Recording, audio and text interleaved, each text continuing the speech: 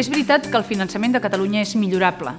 i per això nosaltres apostem per reformar un model de finançament que faci que Catalunya segueixi garantint diners a la resta d'Espanya, però amb un límit, i que a més faci que els catalans, mentre anem aportant a la resta d'Espanya, no tinguem els impostos cada vegada més alts, mentre que altres parts d'Espanya els puguin baixar els impostos. Crec que és necessari un reequilibri del model de finançament i Mariano Rajoy està disposat a dialogar i a escoltar per millorar el finançament. En canvi, el senyor Mas no ha volgut reformar el model de finançament i no ha volgut l'oferta de diàleg del govern d'Espanya. Aquest és el camí de la solució, el diàleg, la responsabilitat i la reforma profunda del model de finançament, no la separació, la confrontació i l'estratègia de trencament que vol el senyor Mas. Jo crec que tots junts sumem